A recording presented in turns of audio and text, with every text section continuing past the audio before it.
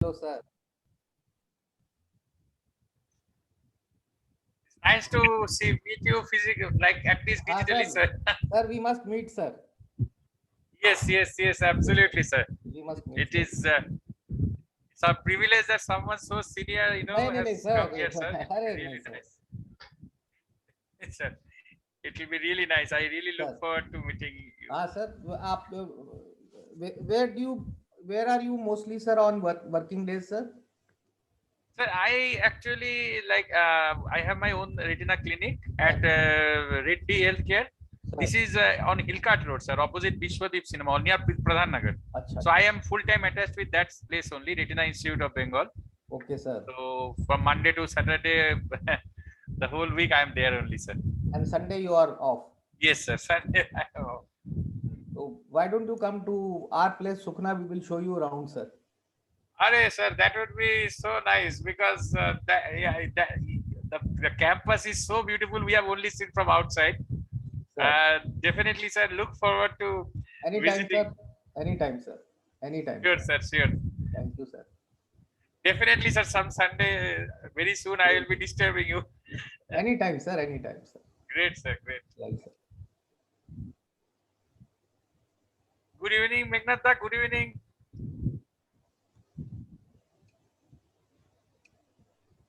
Sir, unmute yourself, sir. Unmute yourself, Dr. Bhomik. Please unmute.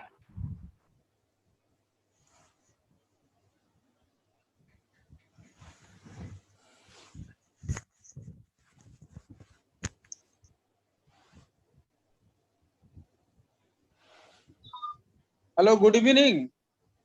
Good evening, Dada. Good evening, Dada. Very good evening, Somnath. Sir, good evening, sir. I am new to West Bengal and I've been mostly in Pune or Delhi.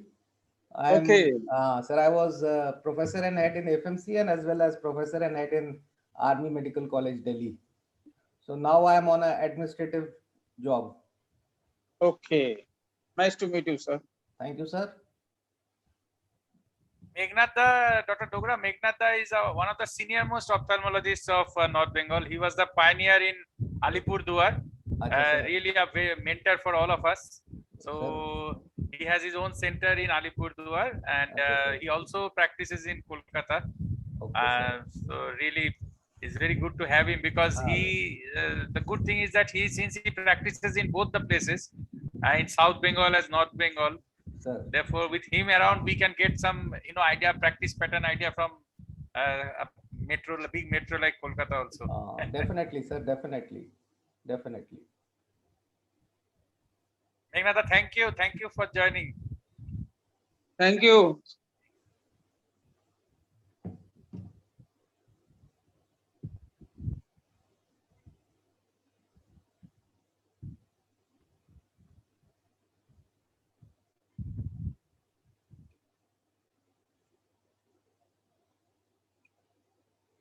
Dr. Dogra is now at Sukhna. Yes, where sir. he is now? I am at Sukhna, sir. I am Brig Med. I look after all the hospitals of the army in North Bengal, Sikkim, and this side of Assam, sir. Oh, all the hospitals, including Siliguri, Binaguri, Gangtok, Kalimpong, and Coachbazar and all. So it's an administrative post, sir. In fact, I've come to Calcutta 3-4 times as examiner of West Bengal University to Command Hospital, Kolkata. Okay. Sir. Your name reminds me of Professor Dogra of PGI. Sir. He was my teacher also. Acha, you have done from PGI, sir? Yeah. Mr. M.R. Dogra, Mangatram Dogra.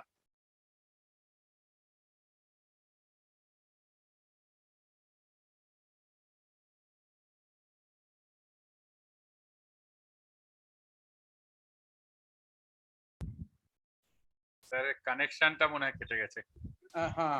We lost Dr. Dogra's connection. Yes, now he's in. Yeah. I think we lost your connection in between. Sir. Yeah. You know how the net is here, sir. Sometimes it disappears. So Dr. Dogra, Dr. M.R. Dogra, Mangatram very Dogra. Very well, sir. Very well. Oh, yeah. He's a very Very nice man also. Yes, sir. I have rarely seen a nice man like him. He retired just a year back, sir. Pardon? He Ah. retired just a year back. Yeah. He's practicing in Chandigarh only. And Right. Sir. So you are from also Himachal or? I am from Jammu. Jammu, yeah. Jammu. Jammu is next to Himachal only. Lot of my relatives are married in Himachal. Yeah.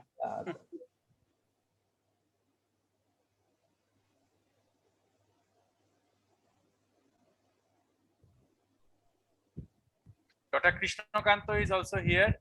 Good evening, Krishnakanto. Good evening, sir. Welcome, sir. Welcome. Good evening, sir. Welcome. Krishna will be presenting a very interesting case, and we will probably start with him, but we'll wait for a few more minutes. Yeah. What Dr. Krishnakant is doing? Krishna is in charge of in Greater Alliance. Krishna. Sir, Okay. yes, sir, I am right now in Greater Alliance Eye Hospital. I recently joined here in January. Okay. I completed my fellowship in Sankarnatalaya, Chennai. And Okay. after that, I did a few SRCP also there. After that, I came here in January. Nice. So Greater Alliance Siliguri, you are working. Yes, sir. Yes, sir. Okay.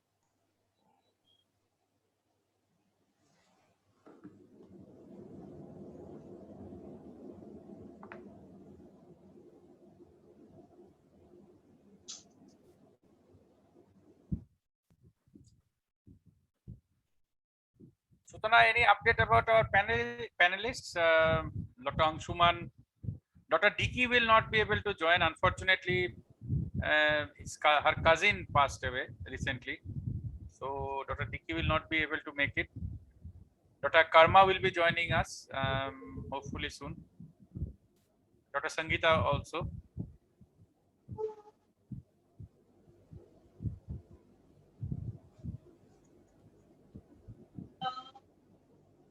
How is the second wave at Siliguri now?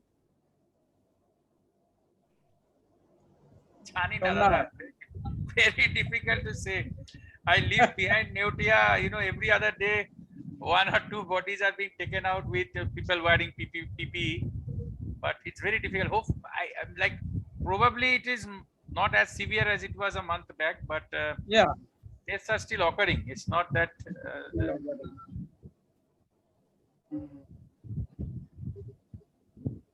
I think Dr. Karma has also joined. Welcome, Dr. Karma. Thank you for joining.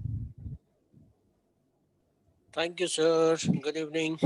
Welcome, sir. Welcome. Good evening. Dr. Maiti is joining you in the next 2-3 minutes. Oh, wonderful.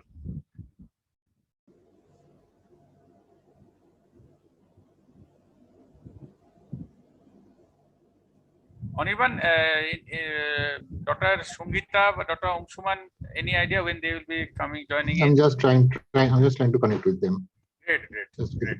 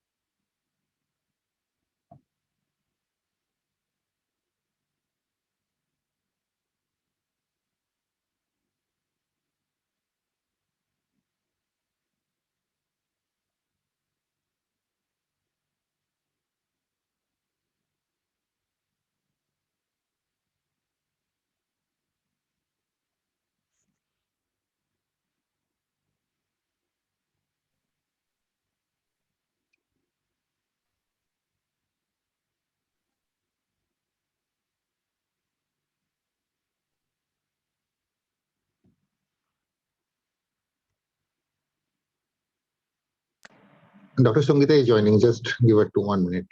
She's trying to join. Very good. So we have our panelists, we have our first speaker also.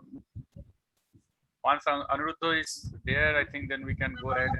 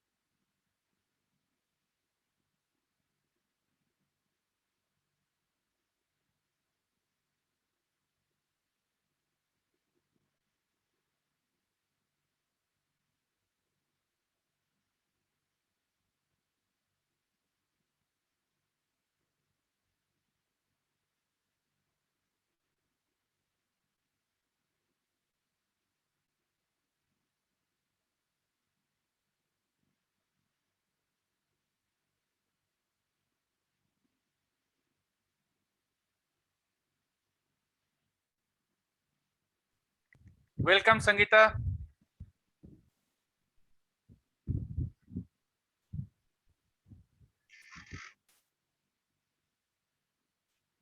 Good evening, sir.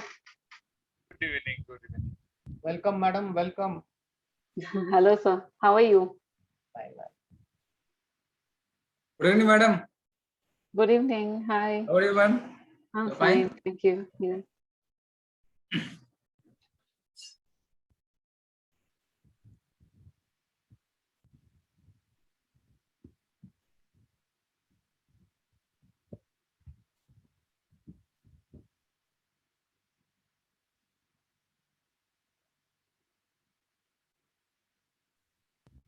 Or even once Anuruddha joins in, let me know, then we can start, I think.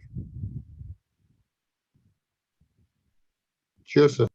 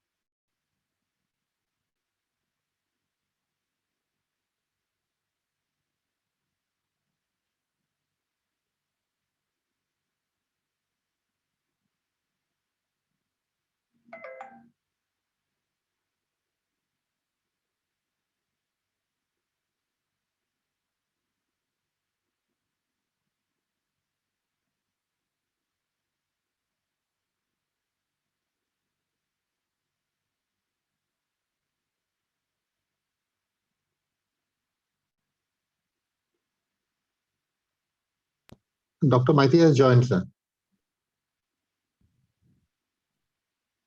Good evening, Anuruddha. Good evening. Good evening. So, Dr. Dogra, sir, with your permission, Yes, sir. Yes, shall sir. yes. Definitely, sir. Okay. So, good evening, friends. I, on behalf of our informal retina group of people, practicing retina in North Bengal and Sikkim, I welcome you all to this digital meet. There has been a long gap in our monthly meets. Hopefully now we will have those meets more often. So I will first introduce our chairman of the session today.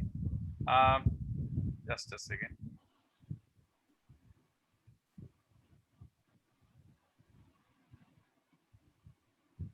So my screen is visible? Yes, sir. Okay. Visible.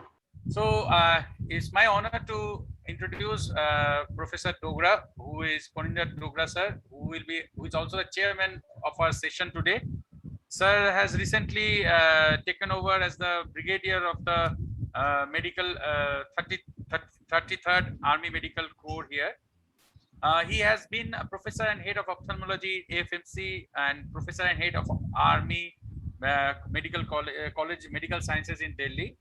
Sir has over 30 publications and over 26 years of experience of teacher. We a warm welcome to you, sir. We really look forward to learning lots from you today Thank and you. in the future. I'm grateful and thankful for your kind words. Thank you, sir. So as panelists, we have Dr. Sangeeta, a wonderful vitreoretina surgeon doing fantastic work in North Bengal. She did a VR fellowship from Retina Foundation, Ahmedabad, and also has been trained in ROP under Dr. Anand Binekar. She is in charge of the vitreoretina services in Himalayan Eye Institute, Siliguri. And we also have Dr. Karma, who is really, I would say, one of the pioneers of vitreoretina in Sikkim. He has been doing wonderful work in Sikkim and trying to, take retina services forward. Almost since I know him way back in 2012. So he did his VR fellowship from LV Prasad Eye Hospital, Hyderabad. He's also incidentally the IM president of IMS Sikkim. So thank you, Sangeeta. Thank you, Karma, for joining us today. Thank you, sir. Thank you. Thank you. So sorry, I should have not stopped. Okay, just 1 second, please. Yeah.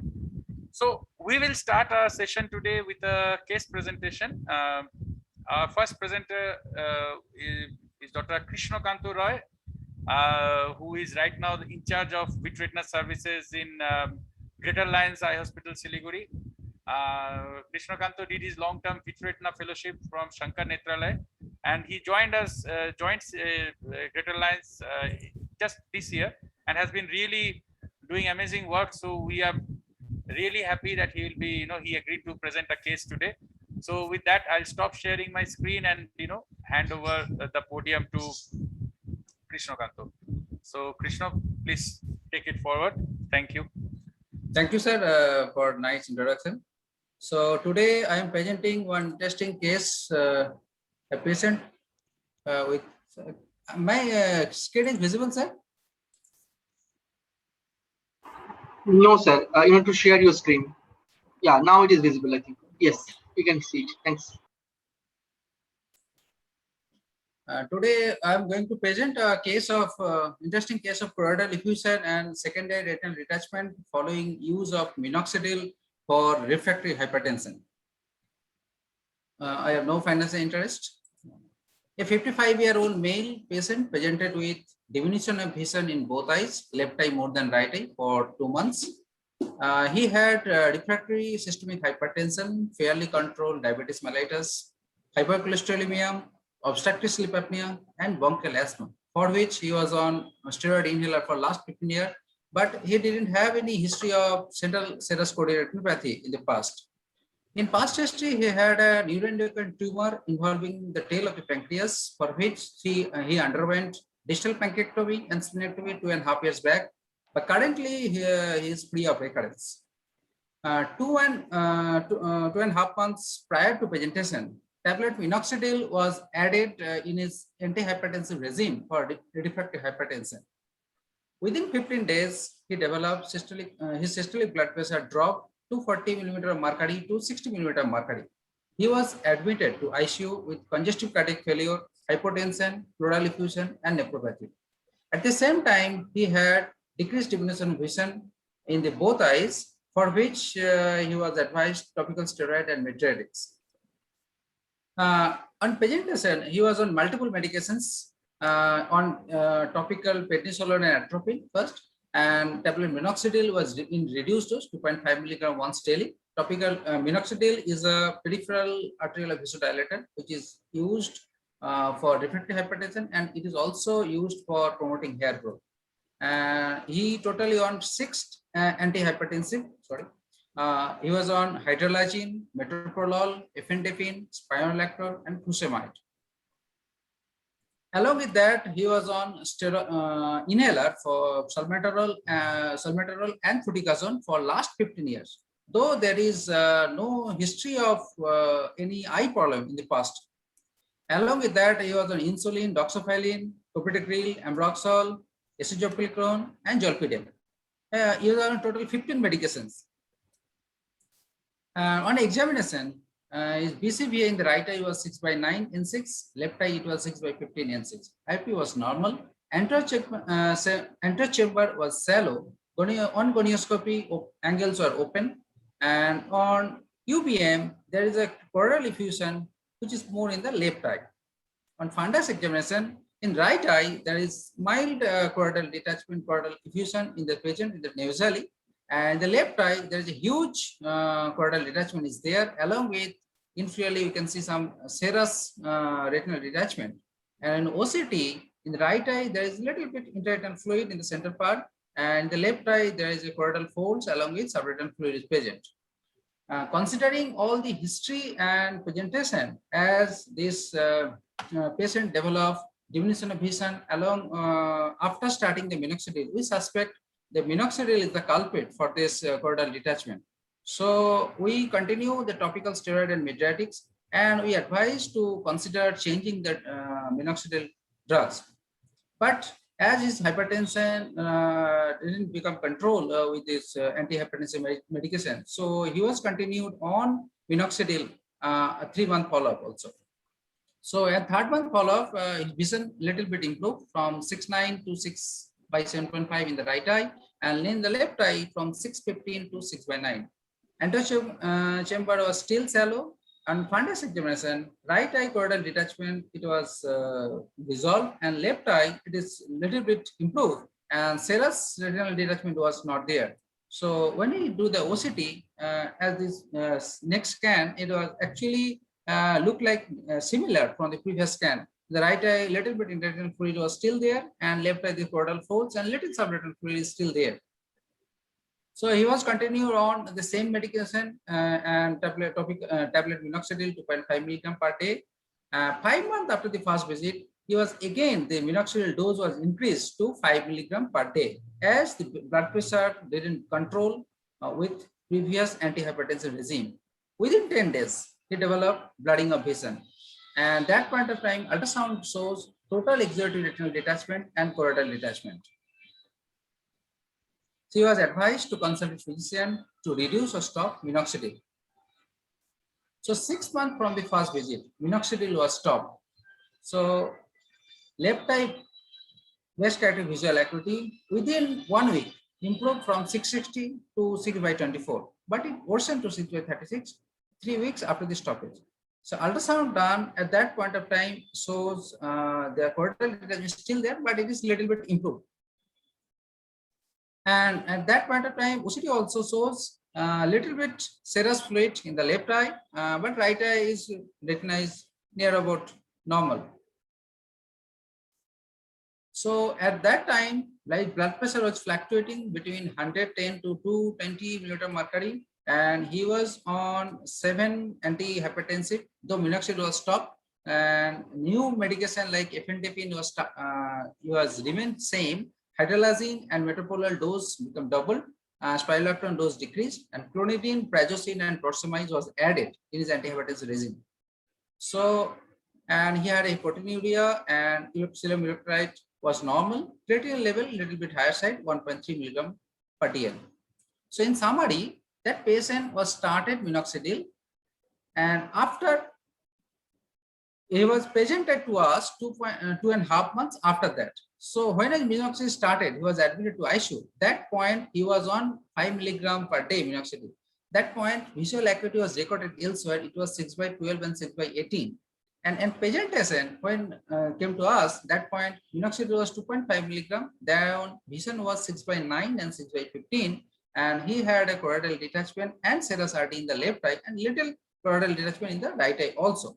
So at 3 months, he was on same minoxidil 2.5 milligram per day. Vision was little bit improved, 6/7.5 to 6/9 the left eye, and choroidal detachment and serous retinal detachment also little bit improved. But at the 5th month, when dose increases to 5 milligram per day, then both eye vision was diminished, and left eye it was decreased to 6/60, and in ultrasound he have a exudative RD, and on 6 months when minoxidil was stopped, gradually improvement was there. So when we searched the literature, we didn't. When we searched the literature, we didn't find any direct report of choroidal detachment or choroidal effusion after use of tablet minoxidil, but we got a case where central serous choroidopathy was developed after use of topical minoxidil. And another case, it is there after minoxidil use, choroidal effusion. This is another report where choroidal detachment was developed after use of topiramate. Thank you.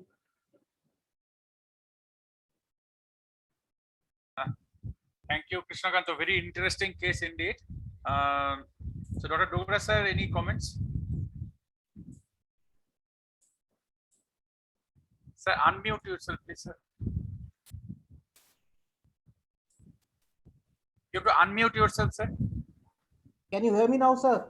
Yeah, please go ahead, sir. Sir, what he has brought out is absolutely unique. It is quite accepted that 2% of minoxidil for alopecia and all does cause CSR. So I used to think that people who are losing hair in their early 30s or 40s are in the CSR age group, and probably they are stressed up. That is why CSR is occurring. I never thought in detail. I thought that minoxidil is the cause of CSR. I used to think that probably because of his baldness, the stress and anxiety is causing CSR in this age group. But what he has brought out is absolutely unique, and we have to now study that. Plus, I don't know whether you should give steroids in a minoxidil induced CSR or choroidal effusion, which is absolutely unique. So I would ask the other panelists whether should we give steroids or should we not do that, sir? Sangeeta, Karma, either of you maybe. Quite an interesting case. So I was just thinking whether just because it had presented with an choroidal detachment, and even at the 6th month, we could see that there was some amount of detachment still present, even though the vision had improved. Does in such cases, apart from the systemic, that stoppage of minoxidil or whatever, that does PST could have played any role in early resolution of the detachment? Subtenon Canaccord sometimes leads to early resolution of the CDs. So I just wanted to know if PST could have played a role, because oral steroids, though we could not have considered because his pressures were not under control, but could PSTs would have played a role? No, we didn't try. I don't know actually. Okay. Aniruddha, Meghnata, maybe you can add some. Somnath, Yes, minoxidil, minoxidil in this patient was used for as antihypertensive agent, isn't it? Yes, sir. Okay, but is it could not have been changed as you suspected? Why they did not change it? There are so many antihypertensive. What is the specialty of minoxidil? Actually, I don't know. Actually, sir, that patient have very refractive hypertension. He was on 6 antihypertensive, and after that, he was blood pressure was 240. So that's why they consider minoxidil at the end, actually. So after that, they decrease the dose. Once they decrease the dose, after a few months, again blood pressure shoots up. So they again increase the dose of minoxidil from 2.5 mg per day to 5 mg per day. Once it increase the dose, again there's effusion and all just develop. Yeah, minoxidil, as Dr. Dogra rightly told, that we are thinking for baldness. Acha. And another thing, so the summary, the case presented with choroidal effusion. Yes, sir. Is it choroidal detachment, isn't it? Yes, sir. Yes, sir. And later on, the choroidal part regressed and newly developed CSR type of picture, isn't it? No, sir, not CSR. Actually, same thing. Recur again. Actually, what happened after the 3 month, patient didn't come to us. So we got the picture from the patient consulted locally. So I got the picture. That's why we didn't have the complete workup at the end, means after the say 5 months and 6 months. So we whatever information or picture we got, there only I put it. So 5th month I got only one printout of ultrasound. So that thing I put, and the 6th month I got one OCT printout. That's the thing I only put. So that's why investigation is not complete at the end part, because patient didn't come to us. So in this context, I just want to share one of my patients, and which Dr. Somnath has also seen the patient. The lady around 45 to 50 years of age, she used steroid for her psoriasis like that, a long continued use of steroid for years together, and she developed huge CSR, exudative retinal detachment. And Dr. Somnath, Yes. Somnath, can you hear me? Yes, sir. Please go ahead. I don't know whether you remember that patient, huge exudative retinal detachment. And that is not decreasing, even very little improvement. And the bulli are so much so that they are overhanging the macula. So she is having just counting finger 2 meter like that vision. Not much of improvement. So I don't know what will happen. So this is another patient who are due to use of the external, even steroid ointment has caused so much problem. Yeah, indeed. So Anuruddha, maybe you will like to, if you add something. Yeah, Krishnakant, it's an excellent case. What I think, like, there are evidences that cases of CSR has happened after minoxidil. Now, in a chronic CSR, we do get an exudative component as well. So I was just thinking of, as we are treating chronic CSR with eplerenone. Yes, sir. Which actually will address the hypertension as well. Yes, sir. So that can be an option in this kind of patient, that stopping minoxidil or lowering the dose and adding another antihypertensive, which has actually a role in the resolution of CSR. So that's what I was actually thinking, that there are actually case reports. I think one of the case, it's been reported in BMJ by Dr. Ramesh. We actually treated a minoxidil-induced CSR with eplerenone. This has been this is an evidence, and it has been published in BMJ journals. Yes, sir. Sir, any role of that PST? Is there any role, sir? In this I would not prefer to use any steroid, because we know that steroid induces CSR, and this can be an exaggerated in a different form of a CSR with exudative detachment. Actually, sir, we thought this is a exudative this choroidal effusion and the exudative RT, because we didn't thought the CSR, because that patient developed choroidal effusion, and along with that some nephropathy also he developed. So that's why pleural effusion also there. That's why he admitted in ICU. So that's why we didn't do, and we didn't thought in that line. No, actually, it is not this clear. Is a possibility. What I was thinking, yes, a different line actually.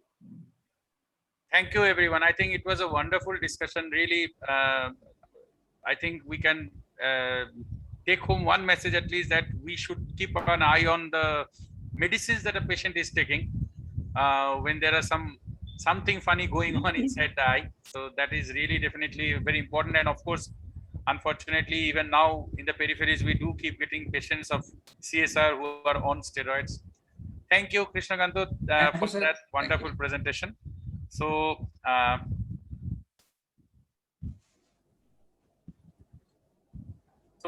our next presenter is Dr. Akash Deep, and he will be presenting a series of cases.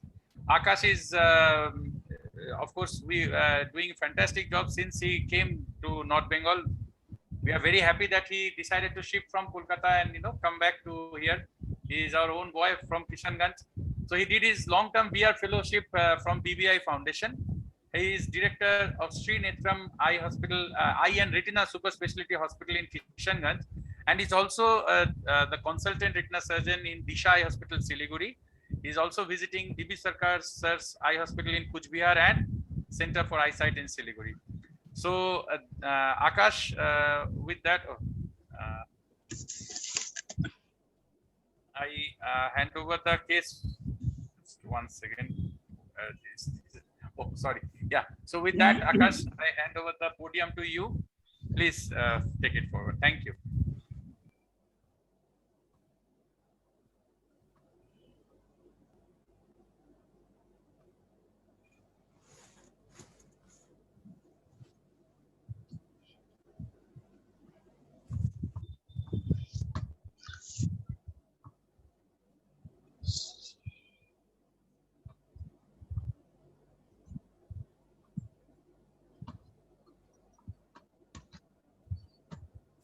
Oh, by the way, I think Anshuman is here. So Anshuman, a warm welcome to you.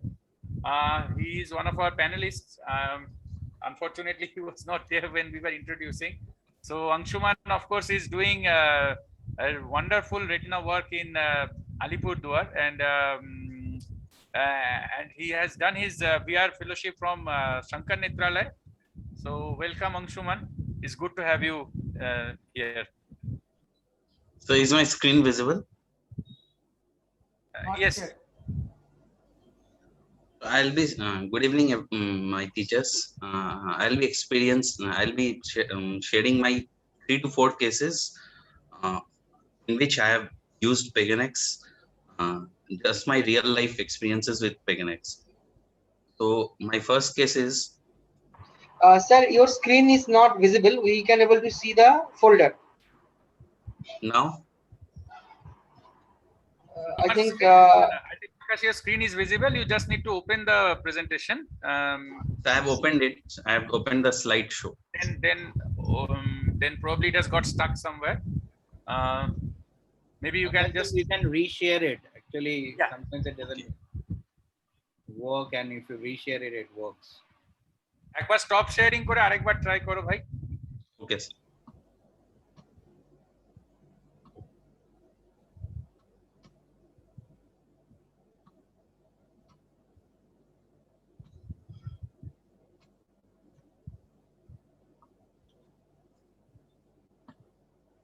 Yes, now visible, sir. Great, now great. Yes. So my experience with broctibizumab, my first case is 69 years old male presented with dimness of vision in right eye. He had a vision of 3/16 in right eye and 6/9 in left eye. On clinical examination, there was CNVM in right eye with PD, subretinal heme scar, and SRF with RP alteration in left eye. There is a medical history of receiving multiple anti-VEGF injections, around 5 injections in the last 1 year. So this was his OCT of right eye, and this was this OCT of left eye. So I advised him advised him Peganex for right eye. Even left eye was a new treatment naive case, so I advised him 3 doses of Peganex monthly. Patient agreed to it, and this was the this was 1 month post-op injection of Peganex, and the vision improved to 6/60. Vision remained 6/60. This was the OCT. The OCT of the left eye showed clear resolution of fluid, but vision remained to 6/9. I had given him the second injection of Peganex in left eye, and is following him up. This is my second case.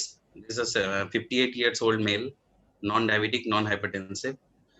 He presented with distortion of vision in right eye more than left eye. So on fundus examination, I found RP alteration in both right eye and left eye. This guy had received multiple injections of anti-VEGF and 2 injections of Eylea, PCV elsewhere. I do not have his OCT reports from the previous hospital, but when I did the OCT in my hospital, it was his OCT picture of right eye and OCT picture of left eye. Right eye, he had received multiple injections of anti-VEGF, but was not satisfied with the vision, even though there was resolution of SRF. This was a highly intelligent guy, basically a scientist, so he was very annoyed with the still he couldn't read. So I tried, I convinced him about Peganex, since Peganex has a good, had shown good results in resolution of sub-RPE fluid. So he agreed to it, and I gave him Peganex in right eye. And this was the OCT picture after 1 month. This was, I explained him about the risk of RPE rip and all the possibilities. So this was just a trial, and it was a courageous step for me.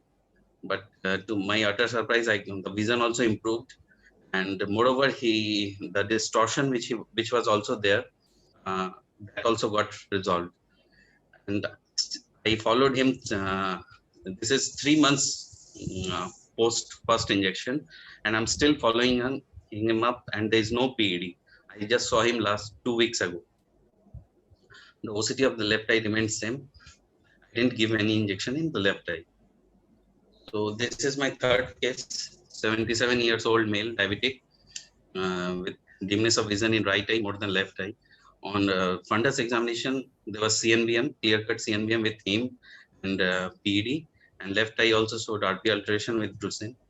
The patient has not received any medical treatment before. So the OCT of the right eye was this, and left eye was this. So I advised him 3 injections of Peganex monthly, loading dose. So this was injection. This was the OCT 1 week post injection. This was 1 month post injection. Vision improved to 6/36. I gave him second injection, and this was the OCT after second injection. Vision improved to 6/18. And third injection has been given, and I'm waiting for the result. This is my fourth case. This is 74 years old male, diabetic, with the dimness of vision in both eye. Right eye had a vision of finger counting 1/2 meter, and left eye finger counting 1 meter.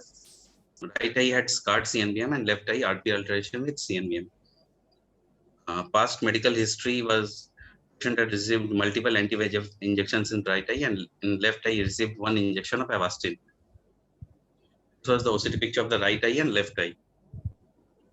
So I convinced him about Peganex in left eye, and this was the and gave him a Peganex. This was the OCT picture after 1 month of Peganex. The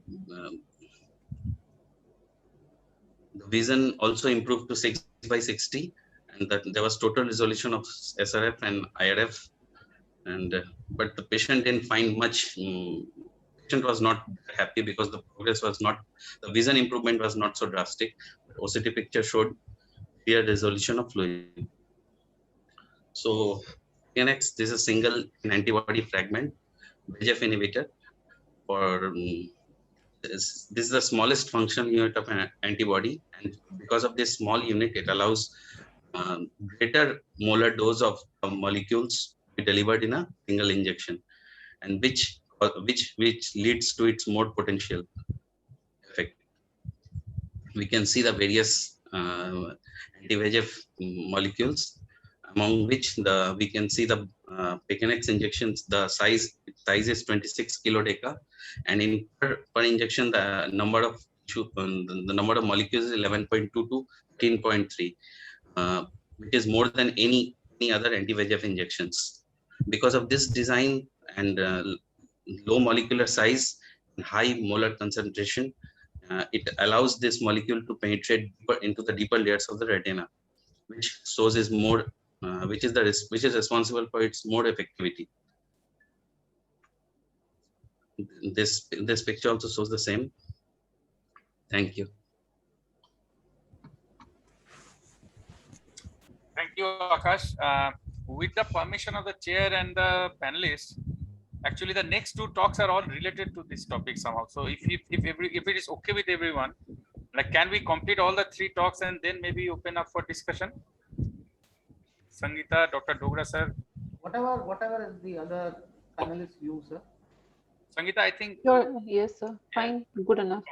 Because I think otherwise, if we have the discussion on brolucizumab now, then it will be like so. So what I'll do is I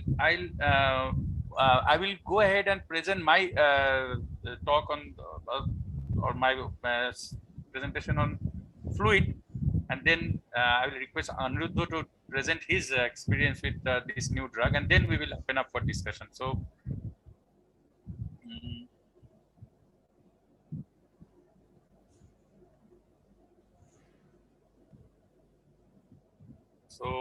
good evening, everyone. So, is my slides visible? Yes, sir. Okay, fine. Thank you. So, I was asked by Novartis to speak on this topic, the role of fluid in management decisions. So, the thing is that let's just for a second do a small recap of the chronology of anti-VEGF treatment in wet AMD. So we know that in 2005-2006, the major trials Marina and Anchor reports came out, and that is what established the role of anti-VEGF as the standard of care in wet AMD. The important, you can say, limitation or whatever, the main thing was that in those trials, Marina and Anchor, the injections were given every month. It was very obvious that this was practically very difficult to replicate in the real world. And in 2-3 years time, by 2009, we had the Pronto trial, and it was a very small trial of 40 cases. But the 2-year-long follow-up of Pronto showed that an OCT guided treatment protocol for wet AMD was also possible, where you could avoid monthly injections, but you required monthly follow-up. Subsequently, this PRN mode of injections became very popular, and that's why in both the CAT and the VIEW trials, one of the arms was the PRN arm, and both ranibizumab, all three actually, ranibizumab, bevacizumab, and aflibercept have since been tried and compared with the monthly versus PRN. And the important thing that came out from both the CAT and the VIEW trial was that once patients who are on a monthly regime are switched to a PRN regime, for example, in VIEW trial, there was an arm where you could get monthly injections for a year and then you were switched to a PRN regime. Whenever that switch occurred, there was a drop in best corrected vision by 1 or 2 letters. So because of this, by 2015, a new way of treating wet AMD was suggested, where you individualize the approach and you treated patients proactively. This is what we call treat and extend, where you inject every visit, but you gradually extend the interval between the injections or the follow-up. So you inject at every follow-up, but you gradually extend the interval between the follow-ups depending on the response that the patient is having. And since then, between 2016 and 19, multiple reviews have clearly shown that the TREX approach is far superior as far as final visual outcome is concerned to a PRN approach. So if you go now and look at the posology of the ranibizumab and or aflibercept as for wet AMD, as suggested by the various American Academy preferred guidelines or the EURETINA guidelines, it's all treat and extend based. And if we could just simplify, basically a treat and extend approach is that you first treat till the retina is dry or there has been a maximal response, which you have to judge based on certain criteria, and then you gradually extend the intervals, but never give a gap of more than 3 months between any 2 injections. And if there is any recurrence, you start all over again. That means you start again with a loading dose and do this entire cycle, repeat this entire cycle. However, once stabilization has been achieved again, you don't extend as aggressively as you extended probably before, but you go more cautiously. And if the patient has repeated breakthrough, so every time you extend, if the patient has recurrences, eventually you stop extending at all and continue only with monthly injections. Now, all that is good, but in real world, what is happening? So this is a patient of mine, a 72-year-old male who presented to me with a complaint of 1 week diminution of vision left eye for 1 week. So you can see there are exuded subretinal hemorrhages, NOST PD, interretinal fluid, probably CNVM. So I diagnosed this patient with intermediate AMD in one eye, wet advanced AMD in the other eye, and I suggested him injections. So in March 2018, we gave him 3 injections of bevacizumab, and by July he was doing well. He even gained a single line of vision. Now, since he felt he was doing well, he did not come for follow-ups after the 3 injections. and came back only in October.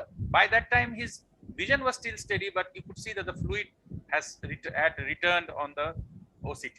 So I again told him about the importance of follow-up, started injecting him again. He took 2 more injections, but again, he stopped coming.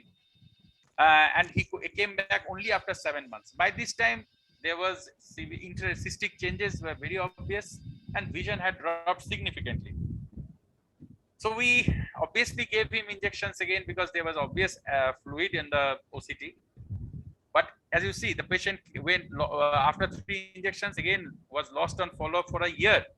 And when the patient came back in June 2020, that was the last visit I had. The patient had ended up with finger counting vision. So we have a follow-up of 26 months in this patient. We have given him 8 injections over a period of 2 years or more, which is obviously not enough. And the worst outcome is that the patient has now become actually legally blind. This, unfortunately, is what is quite common in the real world. So studies have clearly shown that the outcomes are worse than in randomized controlled trials, where patients are expected to gain 9 to 11 letters, but with the PRN regime, they gain only 1 to 3 letters at year 1, and even with the TREX regime, they gain only 5 to 6 letters at year 1. So we are not really achieving what the trials promised us, and there are probably 2 reasons for this. One is under treatment, but the other possible reason is that there is a heterogeneous response. So some patients will do well, but some patients probably need a very strict protocol with repeated injections. So to achieve better outcomes, obviously we'll all agree that we can't undertreat, because if there is a delay in retreatment after active disease, those patients don't gain much vision back. And the longer the delay in initiating treatment after the reactivation, the worse the recovery. However, it doesn't mean that we go back and start injecting monthly in all patients. That is also practically also very difficult to achieve, but it is not required also, because 1 out of every 3 cases, even in the SUSTAIN study, required only additional 1 or 2 injections in the maintenance phases. So there are a few patients who don't actually require a lot of injections. And in the CAT trial, at least it was shown that if you keep injecting monthly for a long time, that itself might lead to a chance of earlier progression to macular atrophy. Though now this is debated, because the CAT 5-year study actually said that this probably was not something that actually happens. And anyway, monthly injections for a long period is rarely done in the real world. So this may not be a reason for undertreating, but there is definitely a group of patients who may not actually require aggressive treatment. In other words, we need some markers by which, if we can pick up which patient we need to be very cautious about, and separate them from those patients where we can be little more relaxed in our approach, that would really help. So the fluid on the OCT is actually just such a biomarker which may help us guide or plan the treatment of a patient at an individual level. So the fluid is of 3 types, as we all know. Intraretinal fluid. Now, intraretinal fluid at baseline has been consistently shown to be associated with a lower baseline visual acuity, as well as reduced visual acuity gains. This is irrespective of the agent. That means whether you use aflibercept, bevacizumab, ranibizumab, whatever agent, and irrespective of the protocol you use, whether you do a PRN or a monthly injection or a TREX regime. So if you have intraretinal cysts at the baseline, you can anticipate that this patient will not do so well in the long run. Now, this cysts or this intraretinal fluid is again categorized into 2 types. One is exudative cysts. So exudative cysts are usually small cysts, and they tend to decrease post-loading phase. So you give 3 injections, and if the fluid has gone down, the cysts have gone down, probably this is exudative cysts, and they probably need aggressive treatment. But then there is something called degenerative cysts, which are usually large cysts, and they tend to persist post-loading phase. So you give 3 injections or a loading dose, and still these cysts may not show much change. The newer guidelines suggest that if you have too much of degenerative cyst, probably you can go a bit slow. Second, subretinal fluid. This has been consistently seen to predict a good response, resulting in favorable visual outcomes, more so if associated with posterior vitreous detachment. Now, in the fluid study, has also shown that a small amount of SRF can be tolerated without impact on visual acuity. However, of course, there are a lot of other issues that has to be taken into consideration before we decide to do that. But that we may discuss in the later on. The recurrence of SRF itself is predictive of a poor functional prognosis, though. It has also been seen that patients who have a subretinal fluid, usually they have an increase in retreatment frequency. So they probably require more frequent injections. But overall, if the patient has more of SRF and less of intraretinal fluid, you may expect the patient to do better in the long run. The third, sub-RPE fluid, as Akash was showing, this was something which was actually ignored initially when most of the trials were done with time domain OCTs.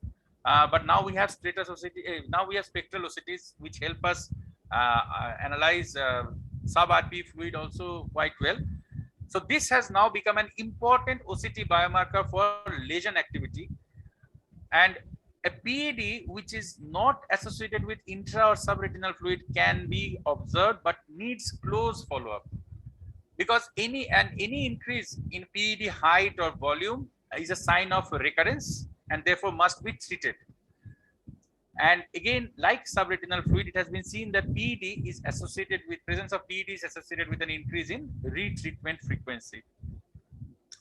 So this is actually the present guideline given by the European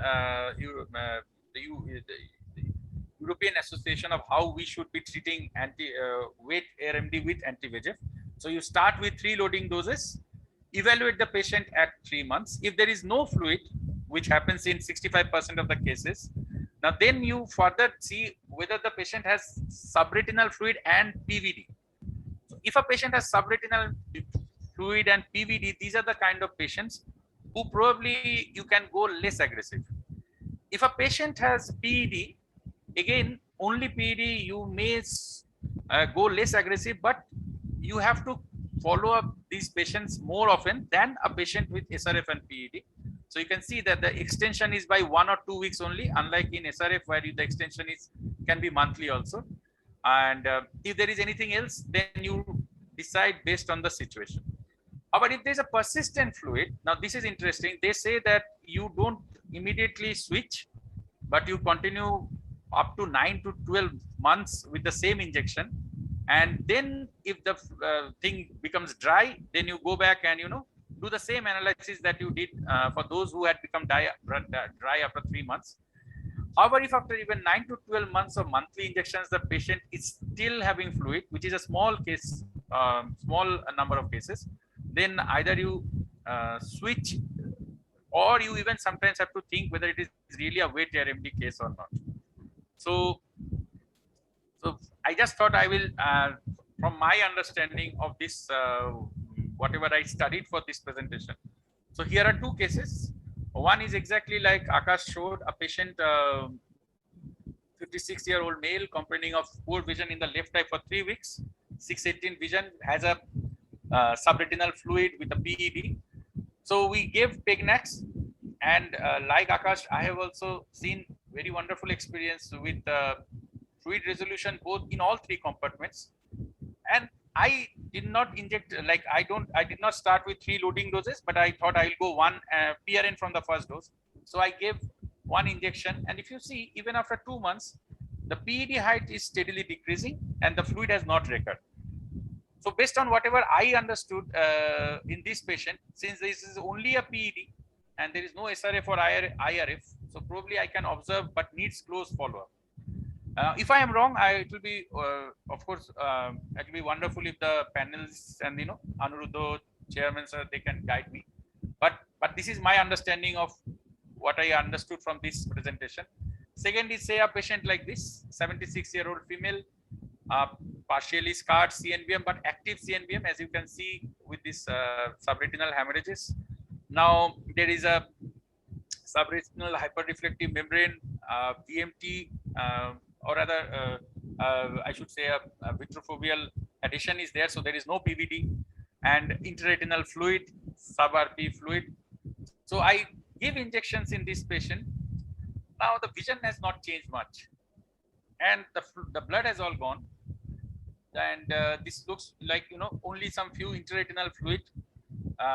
So what do I do now? So I feel that if there is only this kind of small cysts and not responding to this loading dose of injections, probably this is just degenerative cyst, and probably I can just observe.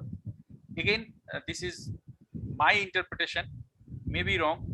So I'll just request the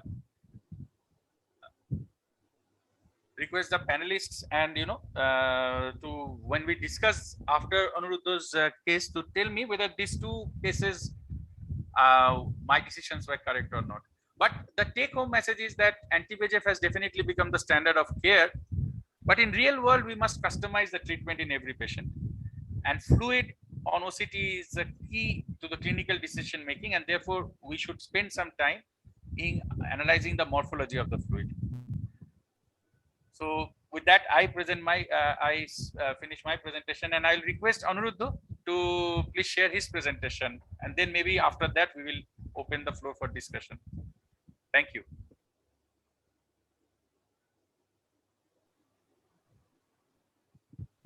Anuruddha?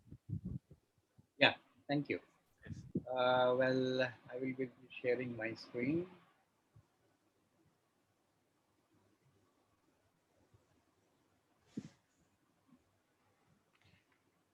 Is my screen visible? Yes, sir. Yes. Yeah. Yes, sir. At the outset, I would like to thank Somnath for this kind invitation and Novartis for giving me this opportunity. Well, I will be sharing my experience with this new molecule. No financial interest. Well, let us go through some cases. Coming to the first case, this was a 68-year-old male patient, and he was a medico himself, a physician. Had a complaint of blurring of vision since last 5 months. Vision in the right eye was 660, and the left eye was finger counting 2 feet. The dilated fundus examination showed a bilateral CNVM. As you can see, the OCT in the right eye, the OCT showed an active CNVM with a central macular thickness of 341 microns. And a left eye, the OCT was a shrimp-like structure was there. And as we know that the shrimp, when it is present, it actually in a long run with a treatment also forms a scar. And this patient was explained about the prognosis. And as the left eye was prognostically not that great, we advised Accentrix in the left eye. And the right eye, this was in the month of October when the brolucizumab was first launched. So I had given an option of aflibercept or brolucizumab. He being a medico, I had explained the pros and cons of each medicine, that is aflibercept and brolucizumab. And he actually decided for brolucizumab, and I was also very keen to see what is the effect of this new medicines, although this was not the ideal case to start with. But lucky for the patient, and obviously I was also lucky that after a month, it gave a dramatic response. After the first dose of Peganex, this is 4 weeks after the injections, you can see the lesion size has reduced, the CMT has reduced, and the vision improved from 660 to 636. And the left eye, we had given an injection of Accentrix, and the size of the lesion has reduced, and obviously the fluids has come down. But as the stream-like structure was there, the vision didn't improve much. It was almost the same, the finger counting 1 feet. That time we were actually following the Hawk and Harrier trial. That is the monthly dose we were following for the naive patient. As this was a naive patient, I had given the second dose of Peganex. And After the second dose, like you can see actually there was almost a complete resolution of the CNVN and the vision further improved to 624. Left eye, we didn't inject any further injections. This is after the third dose. It was almost like a normal OCT. There was no CNVM. It just disappeared. And I realized that this is for the first time my patient was equally happy as me. When sometimes when it happens that in a CNVM we give an injections, we see the lesion gone, the patient is not happy because the vision doesn't improve. But this patient actually had a dramatic response from 660 to 618. And he was so happy that he actually insisted me to give an Peganex injection in the other eye. And I actually did that. And this patient, this is after the first dose of Peganex, after an injection of Accentrix, which I had given initially. Although I didn't find anatomically any changes, it was all the same, but the patient was symptomatically better in the left eye as well. So if we summarize the first case, this was a treatment naive of CNVM. This was the initial presentation with a 660 vision. And subsequently with monthly dose, after 3 monthly dose, you can see the lesion is just vanished. And from 660, the vision has improved to 618. In fact, the last 2 days back, I had seen this patient after 3 months, which I thought that after 3 months, I need to repeat the injection. Actually, still it is maintaining. So I didn't repeat the injection at 3 months also. This patient has some cataract, so I advised a cataract surgery in this patient. So coming to the second case, this was a 56-year-old female patient, had a sudden dimness of vision for a week's time. And when we saw clinically, she had a subretinal bleeding. And the vision actually had a drastic fall down to drastically from 6.6 to finger counting close to face. And when we saw clinically, there was a huge subretinal bleeding. The PD was there, and if you see the OCT, it was typical a thumb-like PD, which is very much like an IPCV bleeding. So this was the thumb-like PD with a subretinal bleed. The CMT was 471. By this time, actually, I had given 2 Peganex, and I was pretty confident that this might do well with Peganex. So I had injected the first dose of Peganex in this patient, and this patient was, in fact, this patient was from Siliguri, and she was leaving for Siliguri. So I called her in a week's time, but within a week, after giving the injection of Peganex, although this is not the right time to take an OCT, but I just wanted to see what happens in a week's time. So there was a reduction of subretinal blood. And not only that, the PD also increased in such a short time. And the vision from finger counting actually improved to 1/60. And this is the picture when she came back after a month. You can see the PD reduced quite significantly, and the subretinal bleeding also was reduced, and from presenting vision of finger counting close to face actually improved to 660. So this patient also had given a loading dose of monthly 1 dose of Peganex, and this is after the second dose of Peganex, the vision improved further to 636, and you can see there is no PD at all. And the CMT reduced to 337 microns. And if we summarize this case, from finger counting close to face, after 2 doses, it was 636. I've given the third dose also, but the patient is yet to follow up. Coming to the third case, this was a 62-year-old male patient, dimness of vision for 2 months, hypertensive, anterior segment absolutely fine. And the left eye had an active CNVM or a PCV. I have written, there was a query because I will come to it later on. This was the presenting feature with the 660 vision with the 582 microns of the CMT. And after 3 doses of Accentrix, the patient did pretty well, and the vision improved to 618. And there was a resolution of the lesion as well. But what happened after this third dose visit, that is after 6 weeks from the last visit, there was a recurrence. And this time you can see there is a notched PD, which we get more with a PCV lesion, and the vision reduced to 660. This time, actually, I switched to Peganex from Accentrix. And this is the picture after 4 weeks after the injection Peganex. And vision from 660 actually improved to 612. And this is the summary of this case 3, which was an recurrence after 3 doses of Accentrix presented with 660 vision with a single dose of Peganex improved to 612. And this patient, as it was a refractory or a recurrent case, I actually is following up monthly. Until now, there is no requirement of the second dose of Peganex.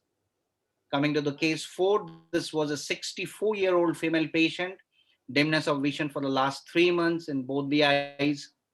This was also an case of a bilateral CNVM. Obviously, the right eye had a very, it was a scarred CNVM with a small SRF, prognostically not good. Left eye had an active CNVM. Right eye, 1 dose of Accentrix was given, and left eye, 3 doses of Eylea was given.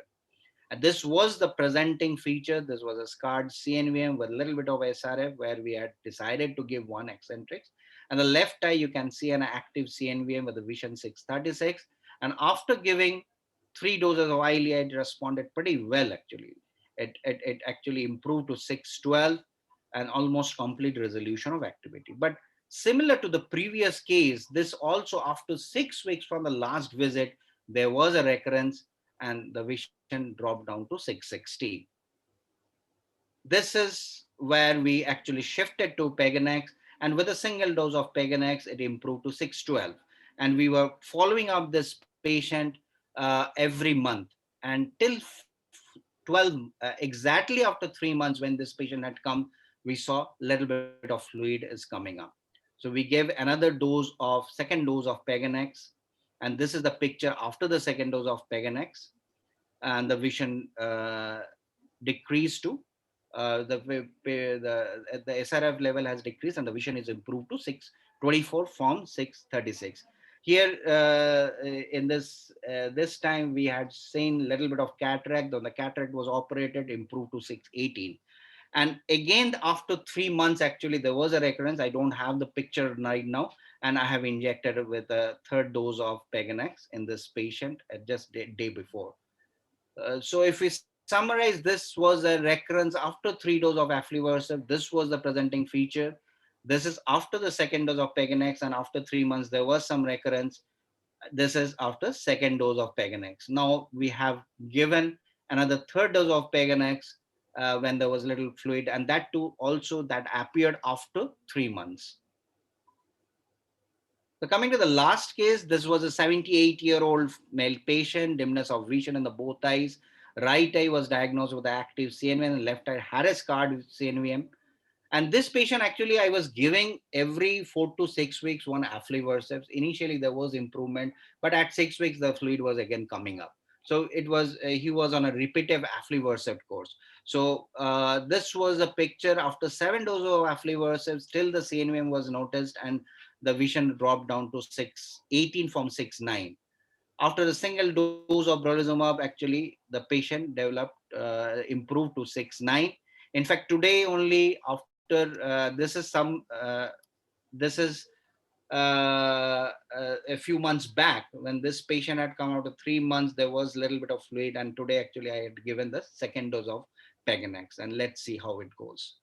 So if we summarize this 5 cases, the first 2 was a treatment naive. The first one was a treatment naive of a CNVM, which responded pretty well with Peganex.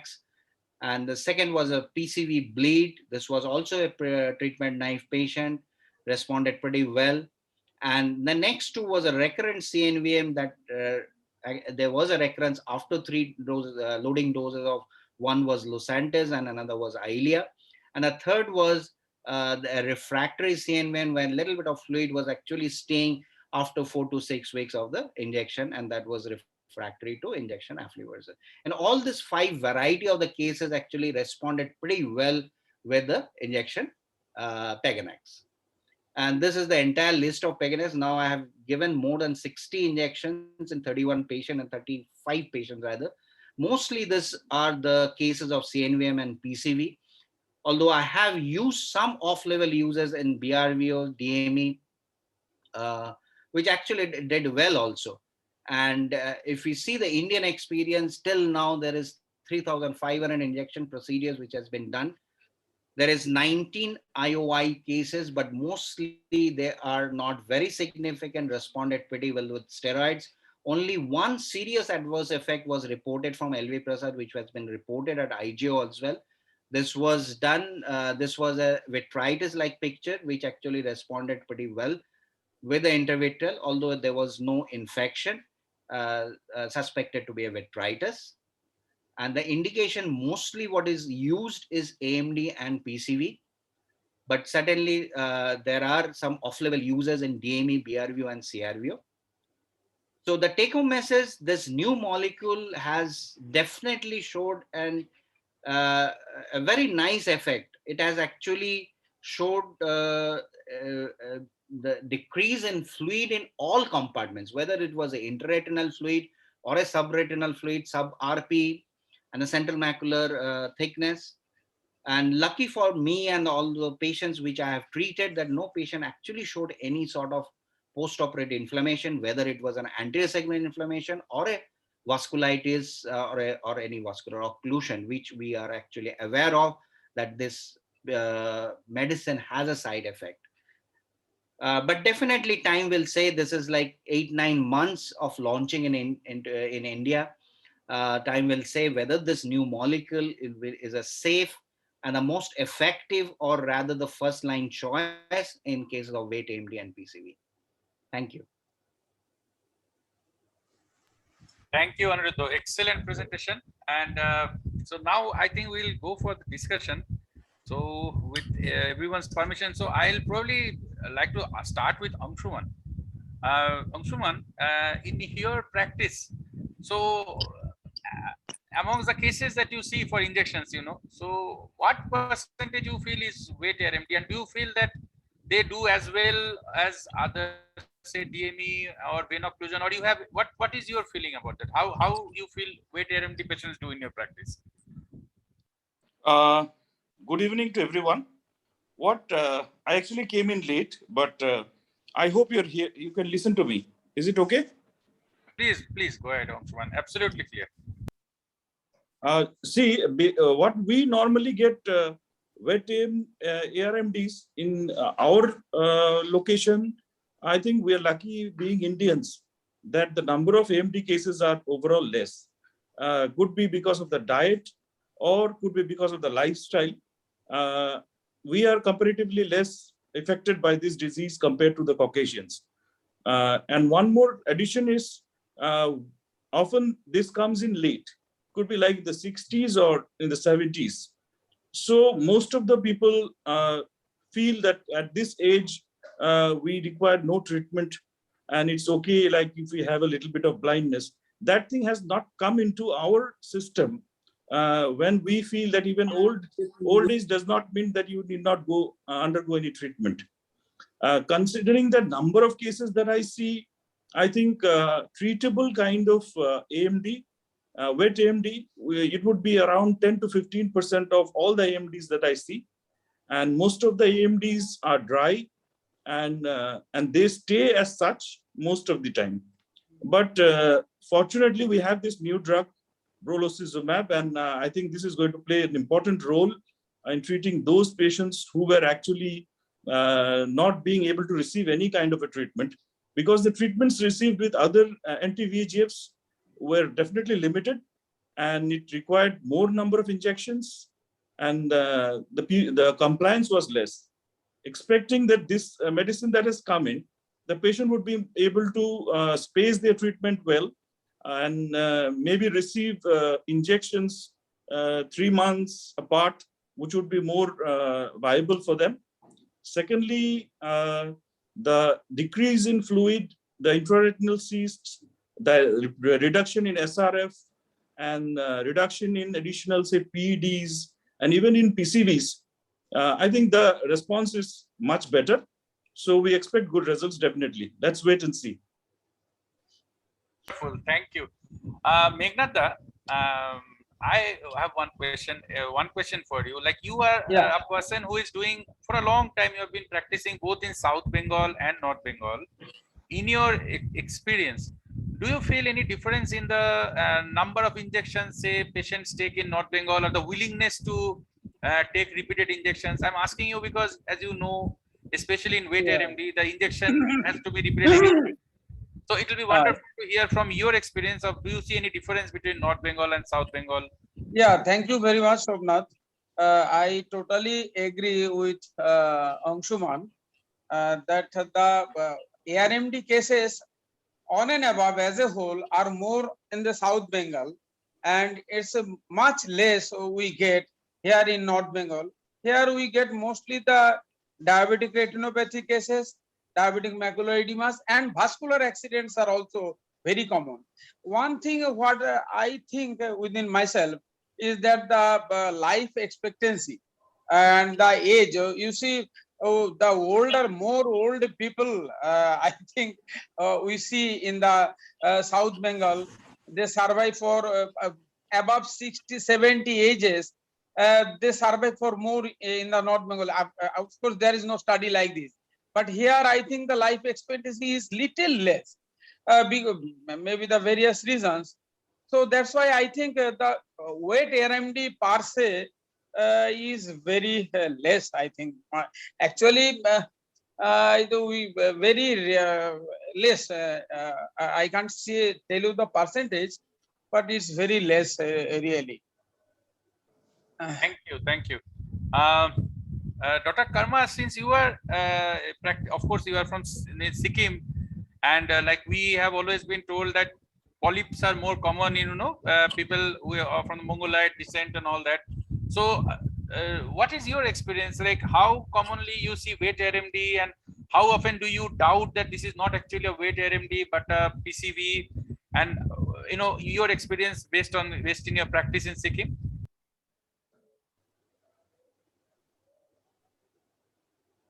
Dr. Karma?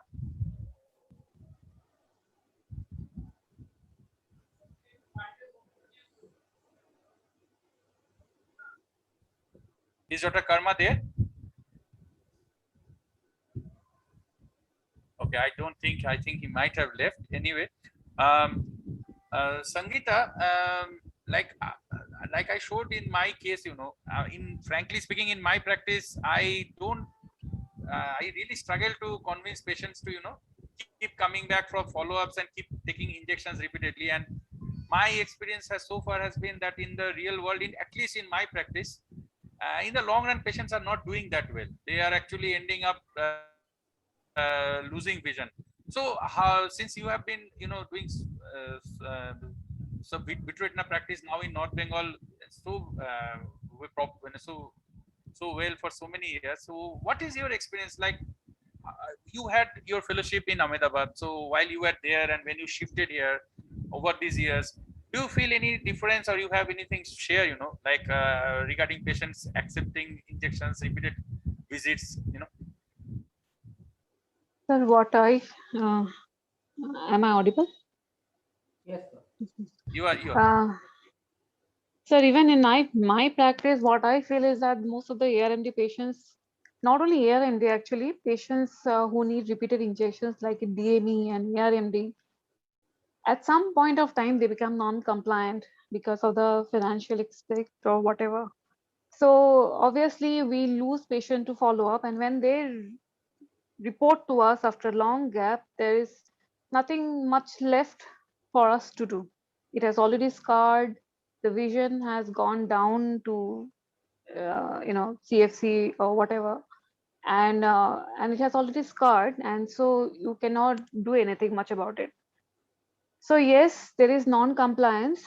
I think those patients where, in the West, if reimbursements, if patients who, I have some patients who are, who get Mediclaim for whatever the injections. So whenever I tell them you need a further injection, they said, okay, not an issue, I'll go for it, just because they do not have to, think about it or whatever. So I think, here Mediclaim plays a very important role, or the reimbursements would play a role. But yes, patients do lose to follow up. In Ahmedabad, yes. In Ahmedabad, yes. even there was a certain percentage of patients who were lost to follow-up. But people were, what I feel in North Bengal here, I think is that people, they are economically not that, you know, uh, forefront like in the Ahmedabad, where they are ready to shell out money for injections. So yes, in Ahmedabad, I could see a little more compliant patients. Yeah, because when I was seeing Aniruddha's wonderful presentations on the patients who have got 7 aflibercept, now continuing on patients, you know, I sometimes feel that we are from a different planet. I'm just joking, Aniruddha, don't mind, you know, your presentation was wonderful. So coming to the next question, like beside Akash and Aniruddha, who else have like here, you know, have done Pignas? I mean, Krishnakanto, I think you have experience with Pignas, right? Yes, sir. I gave 5 Preganex injection till now. So most of them cases are recurrent CNPM and not responder also with anti-VEGF. So 3 patient I have, 1 patient I have 3-month follow-up. So that patient really did well, but at the 3rd month we have a recurrence. So means the fluid comes up. So I give a second dose. After that, he is fine. And this rest of the patient I have 1 month or 1 patient, 2 patient I have 2-month follow-up. So rest of the patients are okay. That means response is good. Until now, I didn't find any inflammatory reaction in any patient. Sangeeta, you have any? You too must be having some experience with Pignas. So I had used it only in 1 patient till date, and it was a patient of RAP. Okay. So I had injected him only once, but it is a 2-month follow-up, and he's doing pretty well. Great. So I have actually a funny type of question, because I was thinking, I think all of you will agree, this new drug, this wonder drug, really seems to be a very powerful drying agent, you know, working at all 3 compartments. So based on that, now I was wondering why Anirban asked me to present this demystifying fluid. So why am I asking is, if I have a drug that actually takes out all the 3 fluids so well, you know, with PED also resolving, as Akash has shown so dramatically. So going ahead, do we really need to spend so much more time on OCT analyzing what kind of fluid is there? So Aniruddha, Akash, please, if you can just comment. Was my presentation too late? You know, whether we are moving into an era where, you know, any fluid you don't bother, you just inject, and you know. So how do you? What do you have to say about that?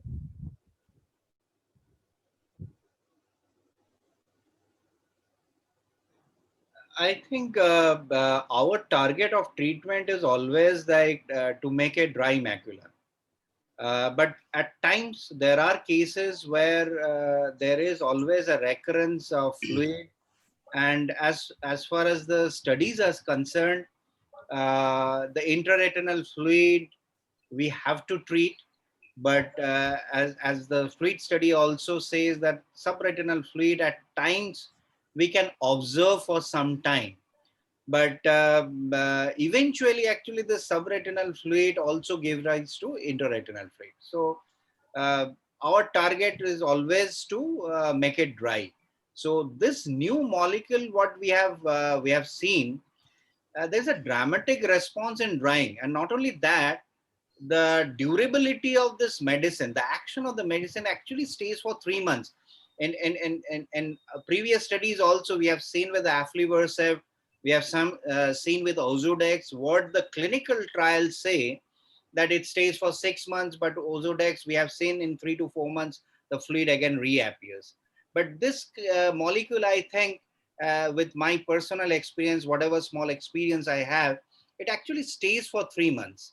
So the 2 things, one thing is it has a very good drying ability, addressing all fluids, and at the same time, the duration of the fluid, duration of the action of the medicine is also 3 months. I think these are 2 positive things of this new medicine.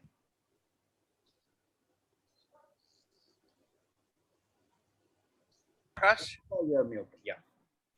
Anything you would like to add, Akash? I'll agree with Dr. Maitri sir. Same thing. what helped me in convincing the patients about Peganex is that they were the initial loading dose was not a big factor for them because it was similar for Eccentrix and other injections also. But the thing that following the Hawk and Harrier study, the interval between the injections would be 3 months. That was a great relief for the patients. When I explained to some of my patients based on Hawk and Harrier study. So this was one point. And the second case which I showed, in which I had injected Peganex even after the SRF and RF had resolved, it was I didn't want to, but it was like from the patient side, he was not happy with, and after the fluid got dried up. So that varies from case to case. It would not be like a protocol to dry all the sub RP fluids, but since that guy was I explained that guy was a scientist, highly intelligent, annoyed with the, he used to read a lot. So he was still not, I said, you should be happy, with all your fluid dried up, everything gone. But no, but it was his demand. So I said, let me try this. Injection works wonderful in subarachnoid fluid also. So, and he has brought me sweets also in my second or third visit. So happy patient, and I am also happy, nothing else. I would like to add another thing. We have been treating this treatment-naive patient as a monthly dose, but considering the effect of the medicine, it stays for a long time. In Indian scenario, I think in long run, we need to think whether we really need to give a loading dose. It might be a bi-monthly dose, which will be good enough, or from the very starting, we can plan to do a PRN treatment. This is, I think, we need to wait for further studies to give us some clue that whether we can practice in that way. Yeah, that was going to be my next question. So yes, sir. I have a question to Maiti sir. Yes. Sir, what is in treatment-naive patient or in the recurrent cases? Currently, what is the regimen you are following for Baloxazumab? It means till now, the treatment-naive patient, I am still following the Hawk and Harrier trial that I'm giving monthly injections. But for the refractory cases or recurrent cases, I give it once in 3 months. And many of the cases, actually, I have also shown that actually 11 to 12 weeks, the fluid is not coming up. After 3 months, the fluid is coming up. So it actually stays for 3 months, which the clinical trials also say. Practical in the real world scenario also, we are seeing the effect of the medicine till 3 months. One patient whom I have a longer follow-up, in that patient also after 3rd month fluids comes up. So I gave the second dose. Rest of the patient 3-month follow-up is not complete. So let's see. I think Dr. Karma is here. So Dr. Karma, welcome back. I was actually looking for you. Since you are practicing in Sikkim, and we have always been told that people of Mongoloid descent, they tend to have more of PCVs than wet RMD. So I wanted your opinion, like how common you are seeing wet RMD in your practice. Number one, how often you feel that these are not actually wet RMDs but probably PCVs, and in general how you are going about it. And I saw that you probably have few more questions. So if you can just first share your thoughts, and please go ahead and ask your question after that, Dr. Karma. Okay. First of all, thank you, Dr. Somnath, and good evening to all the experts here. Frankly speaking, I'm an amateur. I'm more of an anterior segment guy. So I do a little bit of medical retina. Talking about your ARMD, I do agree with Dr. Anshuman. I also see most of the patients, who are around 10% of patients, the AMD patients are all the dry ones, not the wet AMD ones, very few, right? And the commonly what we get in Sikkim is because Sikkim, we have a lot of diabetic patients. So in fact, there was a survey where it was done, and I had done a study on the prevalence of prevalence of diabetic retinopathy. So that was because of the survey that was done, where they found that we had a highest prevalence of diabetes in India amongst the state, right? So that led me to find out the this diabetic retinopathy. So we do have a lot of diabetic retinopathy cases. So I do get to see a lot of diabetic macular edema. So my question was, other than this wet AMD, so I have no experience with this Paganix. So most of the times I've been using Eccentrix only. So I do have 1 or 2 patients. So I just wanted to discuss with the experts here, because I have one lady who already got, I think, around 6 injections.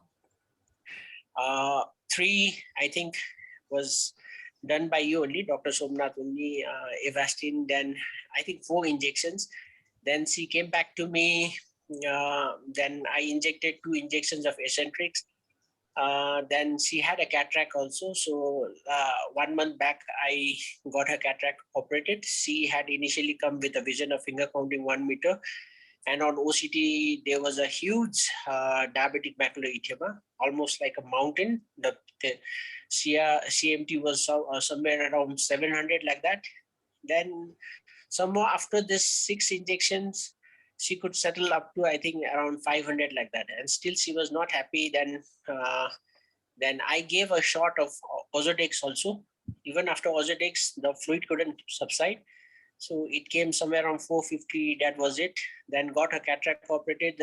So after injections, her vision improved just from finger counting 1 meter to say around finger counting 4 meter. Then I got her cataract done. So the best corrected vision by 6/60.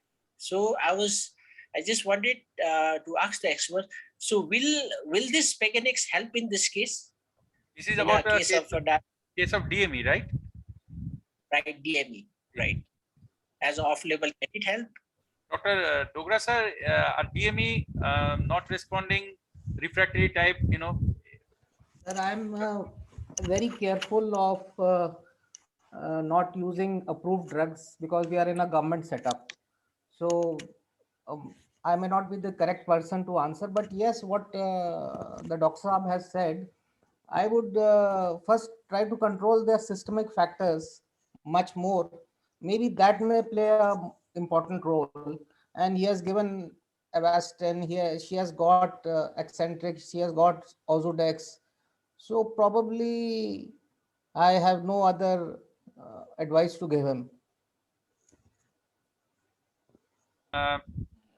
Off-label Pegnax, your opinion, please. I would like to share my experience with a very similar case as Dr. Karma has actually stated.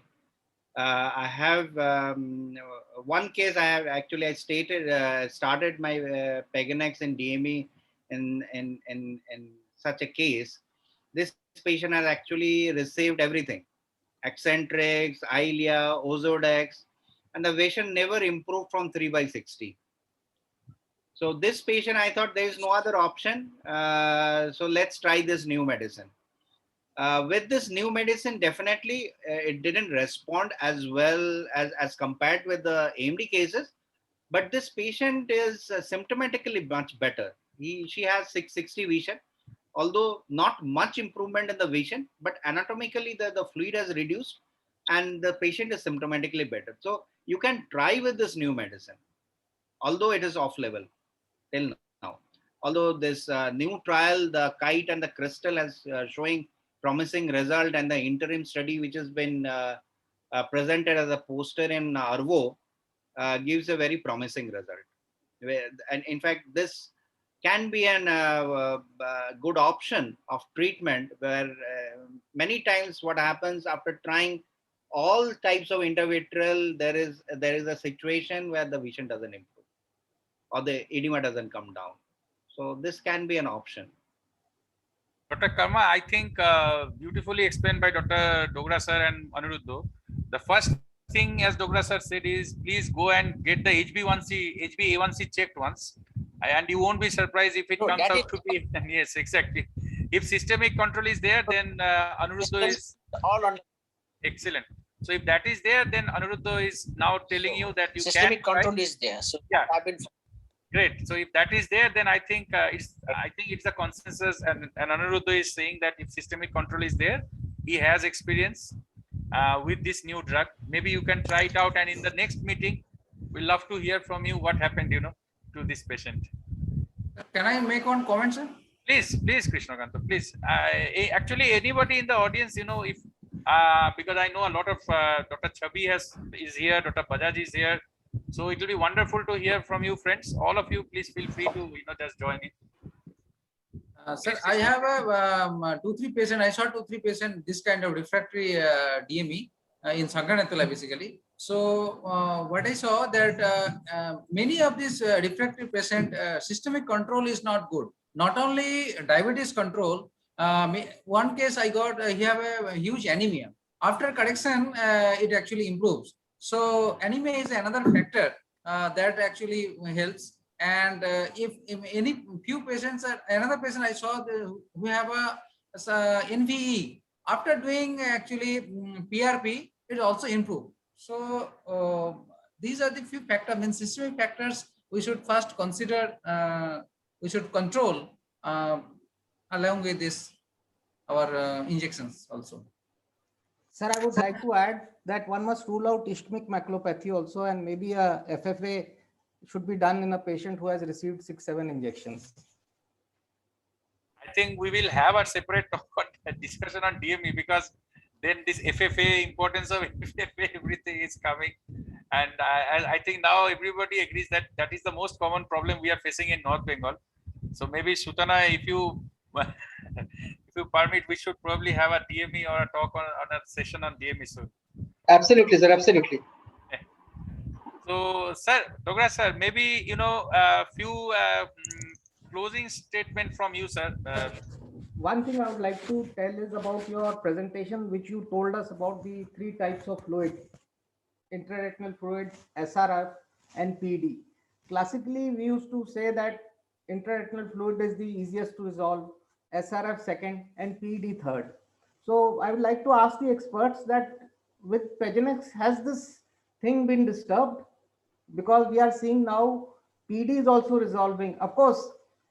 And I would like to ask the other panelists, like PED with exudative ARMD, of course, Pagenex is indicated. But if you have a large PED all alone, would we like to try Pagenex or not, sir?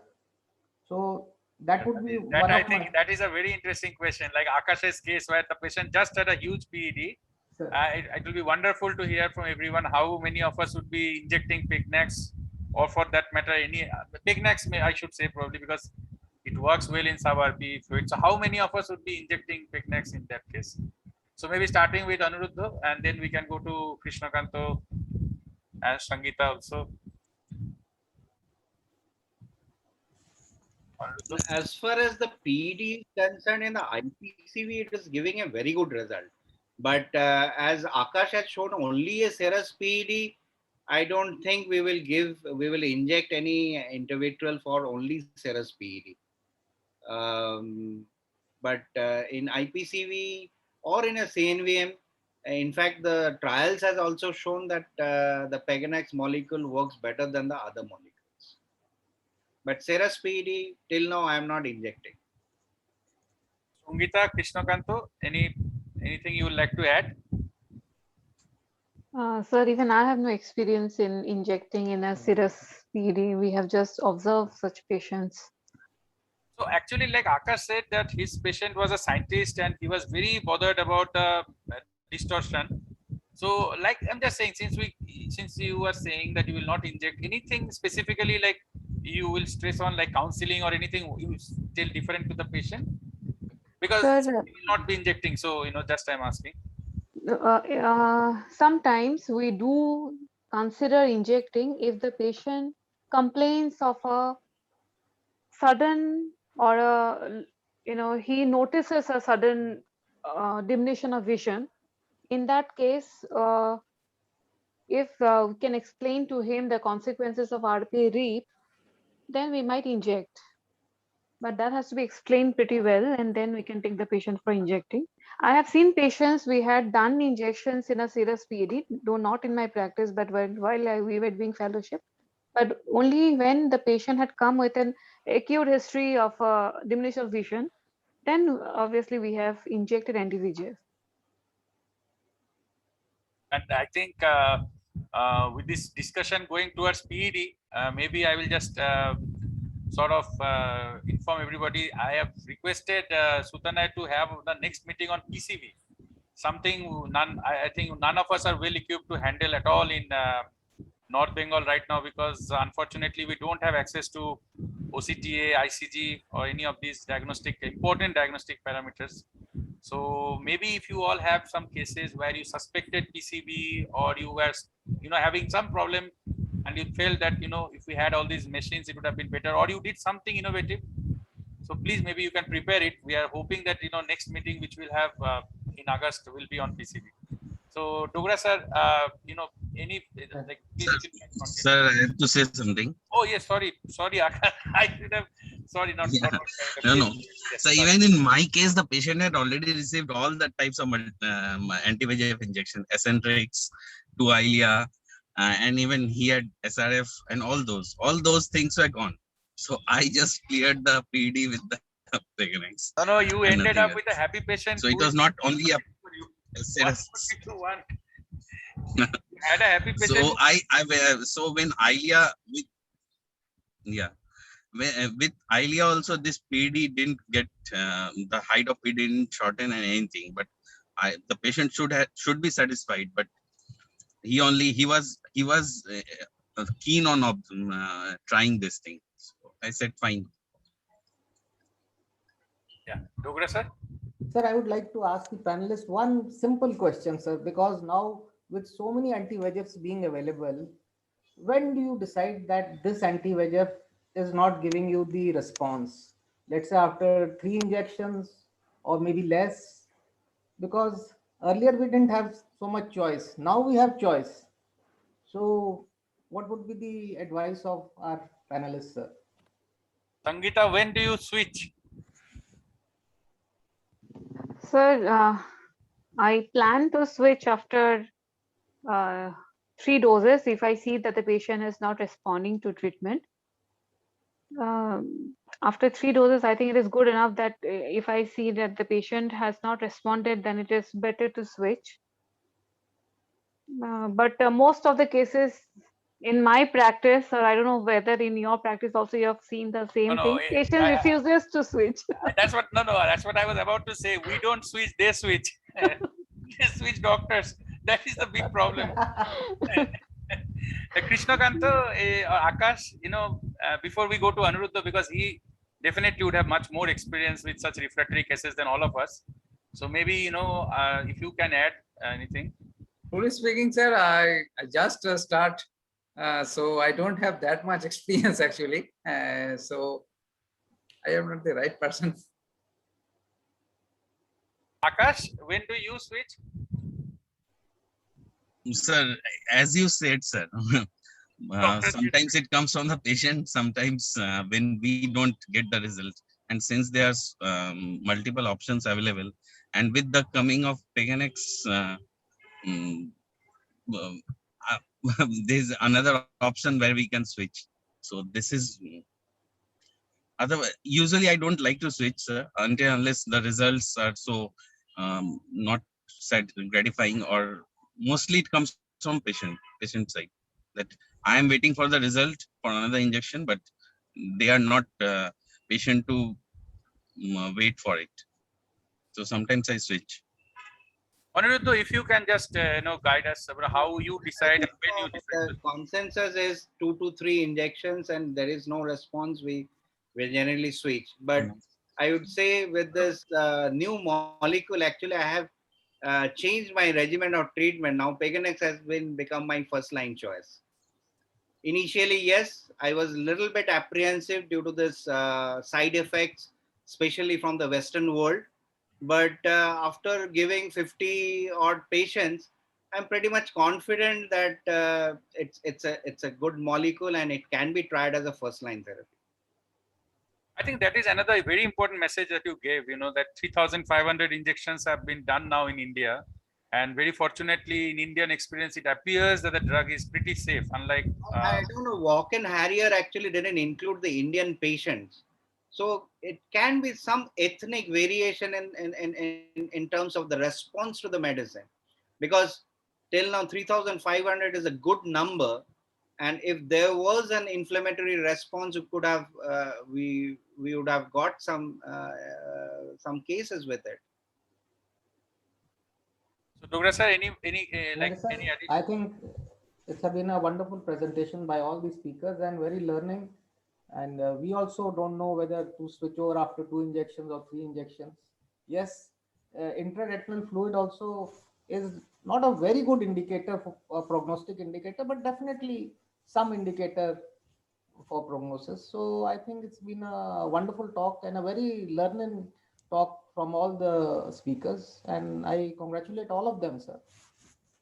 Thank you, sir. Meghnad, any closing remarks from you, Dada?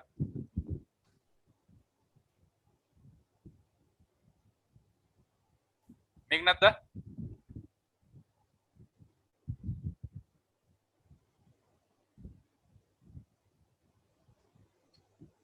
Meghnad is there, I think. Meghnad, can you hear me? Any closing remarks from you? Okay. So anyway, it's almost 9:42. So first and foremost, thank you, Dogra sir, for chairing this beautiful session today. Thank you, friends. Krishnakanto, Akash, for the Somnath. Hello, Somnath. Yes. Welcome back. Yes, Dada. Please. We are wanting your. Somnath, thank you very much for this wonderful discussion. And really happy to know that I am also one of the senior most person now, and maybe developing this ARMD. So I am little very happy to know about this drug. Of course, I don't know the cost of this, number one. And number two, what is the ultimate of the wet ARMD? Because you are giving repeated injections in some cases as it is needed. And longest follow-up, what is the ultimate? Because to my mind, how long we can maintain? Because I am personally also thinking of myself. So, see, now now you have actually 10-year trial data. The problem is that one thing is for sure, I think Aniruddha will also agree that ARMD is something that needs a very, very, very long-term treatment, at least in most patients, because both in the 7-up study as well as 5-year long CAT study. Now, my question actually with this anti-VEGF and Peganex being a very nice one, can we stop the scarring, ultimate macular scarring? Time will only tell, Dada. Time will only tell. Yeah. Let us hope better with this Peganex. Yes. In fact, I okay. One thank you, everybody. Thank you, Dada. Yes, Krishna. Yes, sir. Yes. Add is, especially for ARMD patients, we should not forget the psychological aspect. And many of our ARMD patients may require a psychiatric help also. So that also we should. Yeah, that's a very good point. That's, I think, is a very wonderful point. Yes. Thank you, sir. So with everybody's permission, I think we'll call it a day. It has been really wonderful. Thank you, Aniruddha, for giving this time. And I request you, please, we need you more often here because really we learned so much from you. It's so wonderful to have you. And thank you, Akash. Thank you, Krishnakanto, for the wonderful case presentations. Thank you, Shongita. Thank you, Amshuman. Thank you, Karma, for agreeing to be the panelist and being there throughout the session and giving your precious comments and suggestions. Thank you, Meghnad. You are never going to become old. You are always a part of us, and we need your guidance. So, really looking forward to your participation in our future programs also. Thank you. And Dogra sir, really thank you. It's actually a great thing for us that you are here now. So we look forward to having you more and more in each and every session we have. And Srutanay and Anirban, thank you so much for helping us organize this with this meet. It would not have been possible. We really need more often retina meets like this. I think all of us will agree that we have our own unique challenges while practicing in North Bengal. So friends, thank you once again. These kind of programs can be successful only with our active participation on behalf of all of us. Thank you, everyone. And Thank you, sir. Thank you very much. Thank you. Good night, Thank you, sir. sir. Take Good care. night. Thank Good you. night. Good night, Say sir. good night.